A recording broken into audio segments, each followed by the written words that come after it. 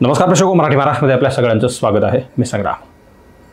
मागच्या 8 जुलैला शेवगाव पोलीस ठाण्यामध्ये एक गुन्हा दाखल झालेला आहे 376चा आणि एका मुलीवर, एका 19 वर्षीय मुलीवर आळंदीच्या वारकरी शिक्षण संस्थेमध्ये अत्याचार झाल्याची घटना मागच्या 2 जून रोजी घडलेली होती.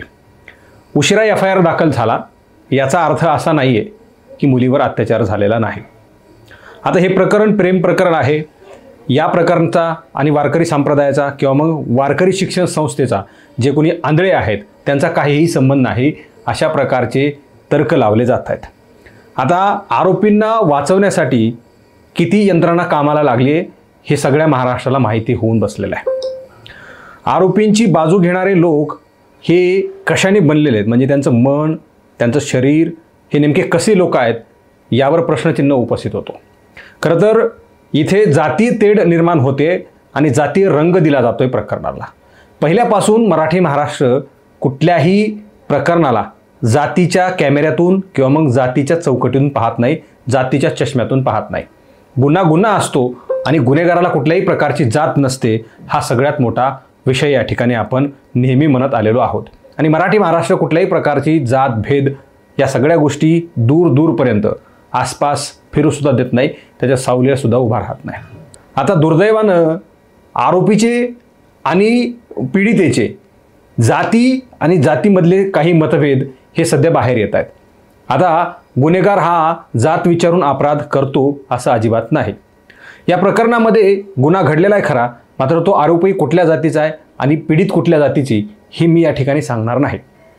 मात्र तरी सोशल मीडियावर काही लोकांना झाकून राहत नसल्यामुळे या सगळ्या गोष्टी माहीत झालेल्या आहेत आणि त्यामुळे सोशल मीडियावर वातावरण वादंग पेटलेलं आहे. या प्रकरणामध्ये खास करून सुनीता आंधळे नावाची वारकरी शिक्षण संस्था चालवणारी महिला प्रमुख असल्याचं सांगितलं जात आहे. आता सुनीता आंधळे या वारकरी शिक्षण चालवतात, तिथून मुलींना शिक्षण देत आहेत, मात्र त्या मुलींची आबरू धोक्यात आहे, त्या मुली धोक्यात आहेत, अशा प्रकारचा एक स्टेटमेंट देणारा मुद्दा काल बाहेर आला. मराठी महाराष्ट्रानं नंदा थोरात नावाच्या एका सामाजिक कार्यकर्त्याचा इंटरव्ह्यू केलेला आहे आणि त्या इंटरव्ह्यूनंतर संपूर्ण महाराष्ट्रात खळबळ उडाली. नंदा थोरात यांनी सुनीता आंधळे, प्रवीण आंधळे, अभिमन्यू आंधळे जे कोणी फरार लोक आहेत या सगळ्यांवर गंभीर आरोप केलेत खरे. याहीपेक्षा बाळासाहेब सानप नावाचा एक कार्यकर्ता आहे, त्याचंही या ठिकाणी नाव घेऊन त्यांनी महाराष्ट्रात खळबळ उडवून दिलेली आहे. या सगळ्या प्रकाराला दाबण्यासाठी बाळासाहेब सानप नावाचा एक कार्यकर्ता आहे, तो हा सगळ्या गोष्टी करतोय. आता बाळासाहेब सानप याचा रोल नेमका काय आहे हे येणाऱ्या काळामध्ये बाहेर येईल, मी सगळ्या पुराव्यानिशी बाहेर येईल असं नंदा थोरात यांनी काल सांगितलं. आता मराठी महाराष्ट्रानं जे काही इंटरव्ह्यू काल नंदा थोरात यांचा केला, त्या इंटरव्ह्यूमध्ये काल नंदाताई थोरात यांनी अत्यंत गंभीर खुलासे, दावे, आरोप केलेले आहेत. सुनीता आंधळे, प्रवीण आंधळे, अभिमन्यू आंधळे, तो अण्णासाहेब आंधळे आणि तो अनोळखी असलेला चालक हे सगळे फरार आहेत. पोलिसांना ते दिसत नाही आहेत, मात्र त्यांना नेमकं वाचवतंय कोण, त्यांना कोण पाठीशी घालतंय, कोण त्यांना मदत करतंय हे प्रश्न उपस्थित राहिलेले आहेत. आळंदी पोलिसांनी प्रकरण झटकून लावलं, कशा प्रकारे बेजबाबदारीने ते वागलेत हे संपूर्ण महाराष्ट्राला, मराठी महाराष्ट्रानं निदर्शनास आणून दिलं. याहीपेक्षा वेगळी गोष्ट, शेवगाव पोलीस ठाण्यामध्ये गुन्हा दाखल झाला आहे.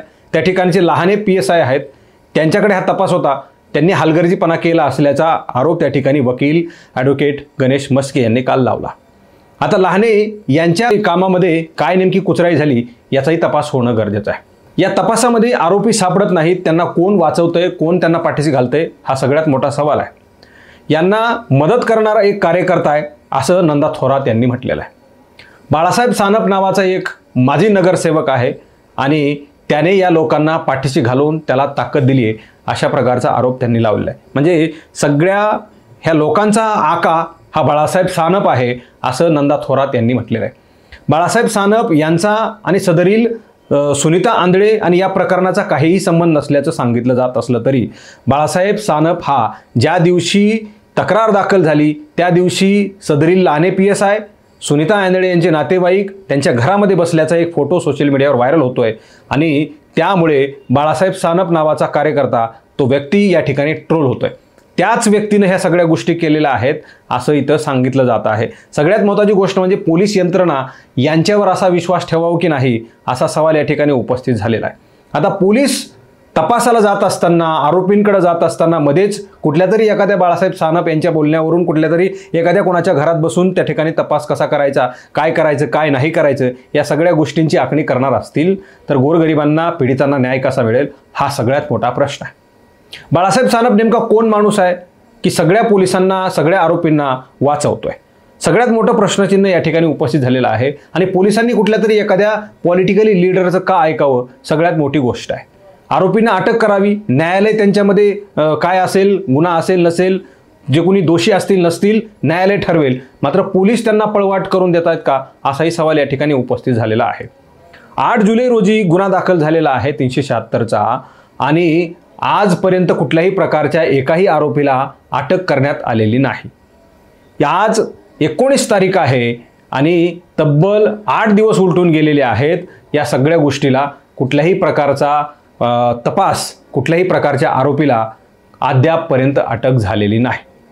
ह्या सगळ्या गोष्टी फार गांभीर्यानं घेणं गरजेचं आहे. असं असताना मात्र पोलीस कशामुळे दिरंगाई करतात, कुणाच्या इशाऱ्यावर काम करतात, ते कोणाचे मिंदे आहेत का, त्यांचे कोणाचे लागे बांधे आहेत का, असे सवाल जनतेमधून, सर्वसामान्यांमधून विचारले जाऊ लागलेले आहेत. सुनीता आंधळे नावाची वारकरी शिक्षण संस्थेमध्ये असलेली महिला, वारकरी संप्रदायाचा पडदा पांघरून बसलेली महिला, त्या ठिकाणची मुली आणि मुलींची वारकरी शिक्षण संस्था चालवणारी, स्वतःला आई म्हणते आणि वारकरी संप्रदायाचा आम्ही पाईक म्हणतो, लव जिहाद सारखे प्रकरण घडतायत असं सांगते आणि तिच्याच वारकरी शिक्षण संस्थेमध्ये एखाद्या मुलीवर अत्याचार होणार असेल आणि त्या अत्याचार करणाऱ्या लोकांना ही पाठीशी घालणार असेल, तिला घरामध्ये घेऊन बसणार असेल त्या आरोपींना, तर अत्यंत निंदनीय ही सगळी गोष्ट आहे. सगळ्यात महत्त्वाची गोष्ट म्हणजे मी कालच्या रिपोर्टमध्ये तुम्हाला सांगितलं होतं की सुनीता आंधळे, अभिमन्यू आंधळे आणि या सगळ्यांना अटक करून त्यांचे CDR बाहेर काढा, हवं तर त्यांचे नार्को टेस्ट करा. त्यांनी या सगळ्या गोष्टी केल्या आहेत की नाही. त्या पीडितेचे वडील, ज्यावेळेस मी त्यांचा इंटरव्ह्यू केला त्यावेळेस त्यांचं असं म्हणणं होतं की ज्या दिवशी मुलीला तो अपहरण करून घेऊन जात होता त्या काळामध्ये त्यांचे 20-20 मिनिटांना, तासाला त्यांचे सतत फोन चालू होते. त्यामुळे त्यांचे CDR काढा. हे जर दोषी नसतील तर मग CDR काढल्यानंतर ह्या स्पष्ट गोष्टी होतील, असं त्या पीडित मुलीचं वडिलांचं म्हणणं आहे. या सगळ्या गोष्टी अत्यंत धक्कादायक आणि गंभीर आहेत.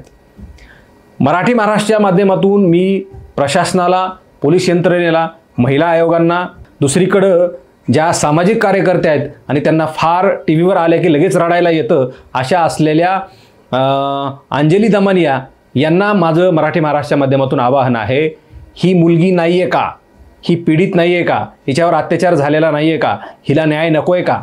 एक साधा शेतकरी, शेतमजूर आहे म्हणून त्याच्याकडून काही मिळणार नाही आणि म्हणून त्याला पाठीशी घालायचं आहे का?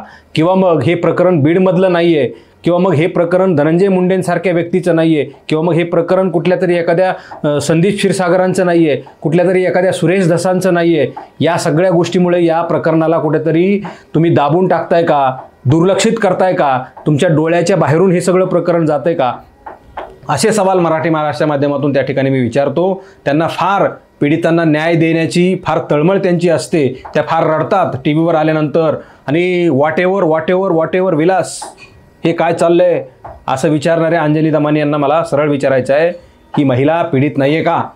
रुपाली चाकणकरांना विचारायचं आहे मला, या महिलेवर अत्याचार, मुलीवर अत्याचार झालेले नाही आहेत का? हा सगळ्यात मोठा सवाल आहे. आणि विशेष म्हणजे एका मुलीवर अत्याचार करण्यासाठी प्रोत्साहन देणारी, त्या आरोपींना मदत करणारी सुद्धा एकच महिला आहे आणि ती स्वतःला राष्ट्रीय कीर्तनकार म्हणते, जिचं नाव सुनीता अभिमन्यू आंधळे असं आहे आणि ती आता फरार आहे. मी निर्दोष आहे, मी कुठल्याही प्रकारची यामध्ये नाही आहे, मला बदनाम केलं जात आहे, अशा प्रकारचे स्टेटमेंट देणारी सुनीता आंधळे फरार काय आहे, ती कुठल्या बिळामध्ये लपून बसलेली आहे, ती खरंच वारकरी संप्रदायाची पाईक आहे, ती ओरिजिनल राष्ट्रीय कीर्तनकार आहे, समोर यायचं आणि स्पष्ट सांगायचं, मला काय सजा द्यायची तर द्या, मी अजिबात दोषी नाही आहे.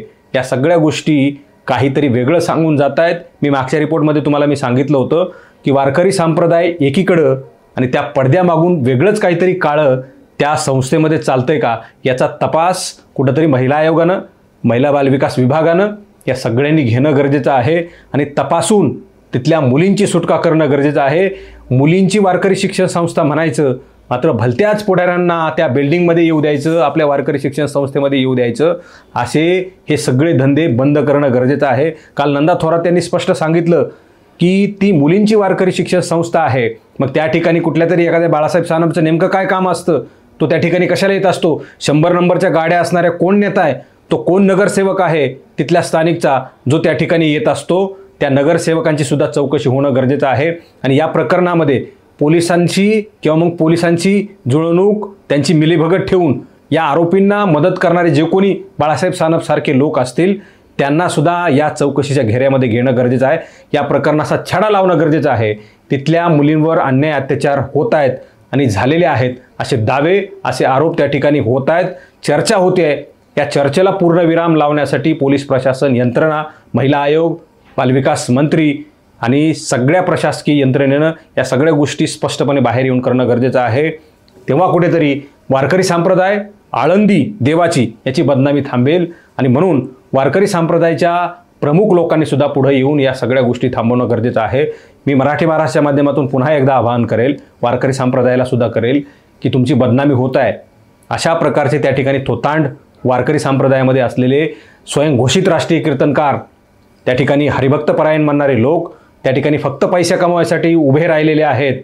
आणि त्यांची प्रगती ही कशा प्रकारे झालेली आहे हे मराठी महाराष्ट्र येणाऱ्या काळामध्ये स्पष्ट जगासमोर आणेल. आणि मराठी महाराष्ट्राच्या माध्यमातून आणखी एक आवाहन संपूर्ण जिल्ह्यातील, संपूर्ण महाराष्ट्रातील जे हे व्हिडिओ पाहत असतील त्या सर्व लोकांना आवाहन आहे, वारकरी शिक्षण संस्था, सुनीता आंधळे यांची संस्था, या प्रकरणामध्ये कोणाला काही माहिती असेल किंवा मग याहीपेक्षा वेगळं काही माहिती कोणाला असेल, कोणावर अन्याय अत्याचार झालेला असेल, कोणाची ब्लॅकमेलिंग झालेली असेल, कुणाचं शोषण झालेलं असेल, कुठल्याही प्रकारचा संकोच न बाळगता मराठी महाराष्ट्राच्या स्क्रीनवर दिलेल्या नंबरवर संपर्क साधा. तुमची माहिती गुपित ठेवली जाईल. तुमच्याकडचे पुरावे आमच्याकडे द्या. या सगळ्या गोष्टी तडीस लावण्यासाठी आम्हाला त्याची मदत होईल. तुम्हाला कुठल्याही प्रकारची अडचण, कुठल्याही प्रकारचा त्रास दिला जाणार नाही किंवा मग होणार नाही याची हमी आम्ही घेतो. गुप्त पद्धतीनं काही गोष्टी तुमच्याकडे असतील तर त्या आमच्याकडे द्या. आमच्याकडे देत नसताल तर त्या किमान पोलिसांकडे तरी द्या. अशा प्रकारचं आवाहन मराठी महाराष्ट्राच्या माध्यमातून या ठिकाणी केलं जातं आहे. आणि मराठी महाराष्ट्र कशा प्रकारची संस्था उभा राहिली, संस्थेमध्ये नेमकं काय चालतंय, कसे बिल्डिंगचे मजले उभे राहिले, बिल्डिंग बांधण्यासाठी कोण विटा पुरवतो, कोण खडी पुरवतो, कोण सिमेंट पुरवतो, आणि त्या सिमेंटच्या, विटाच्या, खडीच्या बदल्यामध्ये संस्थेमधून कोणाला काय मिळतं, या सगळ्या गोष्टी येणाऱ्या काळामध्ये पांढऱ्या शुभ्र कपड्यासारख्या मराठी महाराष्ट्राच्या चॅनलवर तुम्हाला पाहायला मिळतील. त्यामुळे मराठी महाराष्ट्र चॅनल तुम्ही सबस्क्राईब केलं नसेल तर तात्काळ लगेच सबस्क्राईब करा, बेल आयकॉन प्रेस करा, म्हणजे सगळ्यात अगोदर तुम्हाला व्हिडिओ पाहायला मिळेल. हा व्हिडिओ तुम्ही फेसबुकच्या प्लॅटफॉर्मवर पाहत असाल तर तो तिथंसुद्धा त्या ठिकाणी तुम्ही मराठी महाराष्ट्राच्या फेसबुक पेजला फॉलो करा, तिथेसुद्धा लाईक करा आणि तिथूनसुद्धा व्हिडिओ शेअर करा. खूप खूप धन्यवाद.